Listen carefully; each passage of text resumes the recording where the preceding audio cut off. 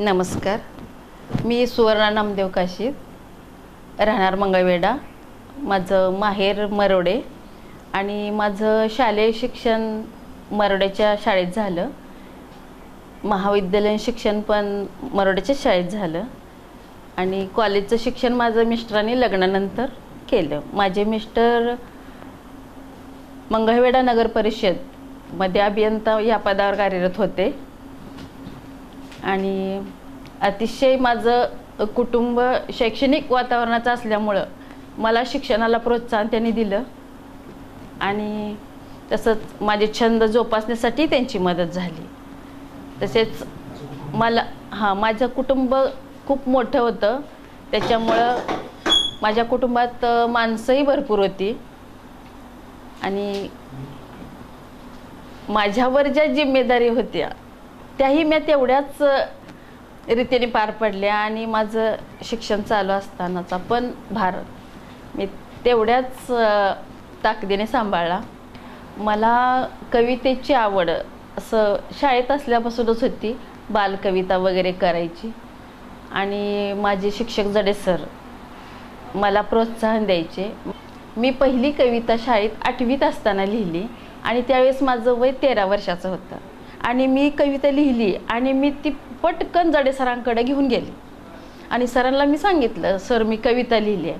मग सरांनी एकदम असं कविता माझी वाचून बघितली आणि इतकं मला म्हणजे सरांना वाटलं ही एवढीशी मुलगी अशी एवढी छान कविता करू कशी शकते. आणि मला सर म्हटले, तू ही कविता लिहिलीच नाही. मी म्हटलं नाही सर, ही कविता मीच लिहिलेली आहे. मग सरांनी माझं प्रात्यक्षिक घेतलं. मला म्हटलं ही कविता तू न बघता म्हणून दाखव. मग मी ती कविता न बघता म्हणून दाखवली. त्यावेळेस सरांचा विश्वास बसला की ही कविता ह्याच मुलीनं लिहिली आहे.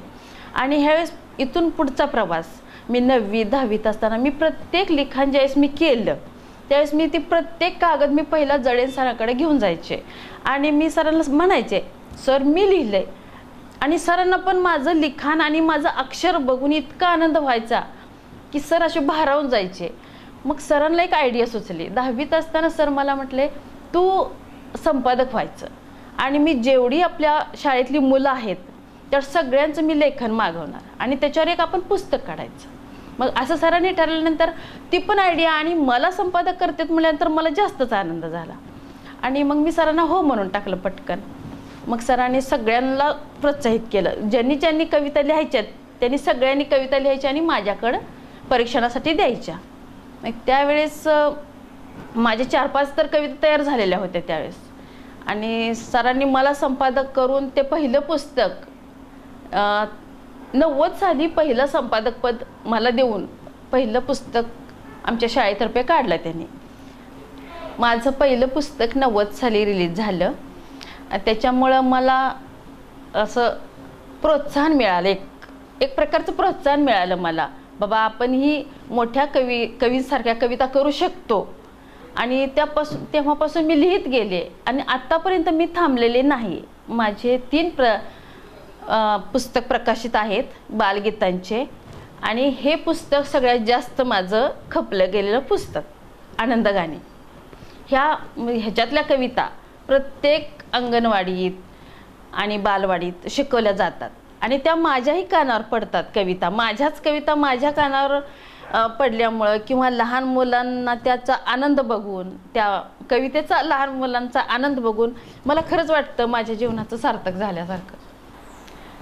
माझे पती मंगळवेढा नगरपालिकेमध्ये अभियंता या पदावर होते आणि त्याच्यामुळं मला वाटायचं माझी दोन्ही मुलं अभियंताच व्हावीत. आणि खरंच माझी दोन्ही मुलं उच्च पदावर अभियंता म्हणून आहेत आणि दोन्ही सेटल झालेले आहेत. मोठ्याचं M.Tech झालेलं आहे, छोट्याचं WCD मध्ये आता त्यानं प्रावीण्य मिळवलेलं आहे आणि सुनबाई हे प्रोफेसर आहेत. आणि जेणेकरून सगळं पूर्ण कुटुंब माझं शैक्षणिकदृष्ट्या परिपूर्ण आहे आणि ह्याच्यासारखं आणखी मला काय पाहिजे आणि मी पूर्ण समाधानी आहे. मी सध्या महाराष्ट्र साहित्य परिषद शाखा दामाजीनगर या संस्थेची साहित्यामुळे जोडले गेले आणि त्याची मी संचालिका आहे. आणि तसेच सहकार आणि अर्थकारण क्षेत्रात मी कानोपात्रा पतसंस्थेत संचालिका या पदावर कार्यरत आहे. याशिवाय मला भरपूर छंद आहेत. मला शाळेत असताना मैदानी खेळांची भरपूर आवड होती. मी खो खो, कबड्डी, लांब उडी, गोळाफेक, थाळीफेक या सर्वात सहभागी होते. आणि चित्रकलेची आवड, रांगोळी, पेंटिंग, भरतकाम, शिवणकाम हे सर्व छंद मी जोपासले आहेत आणि लग्नानंतर पण हे सर्व छंद मी जोपासते आहे. आणि मला गार्डन, परसबाग करायला खूप आवडते आणि परसबागेत झाडे लावणे, त्याची जोपासना करणे, त्यांना वेळेवर पाणी देणे ह्याची मला भरपूर आवड आहे. तसेच मला ओल्ड सॉन्ग ऐकायला खूप आवडते आणि म्हणायला पण आवडते. आणि मी कोणतंही काम करताना मी गाण्याचा आनंद घेत काम करत असते. त्याच्यामुळं मला कधीच कुठल्या कामाचं असं ओझं वाटलं नाही. मी माझ्या जीवनाचा आनंद घेत प्रत्येक काम करत असते.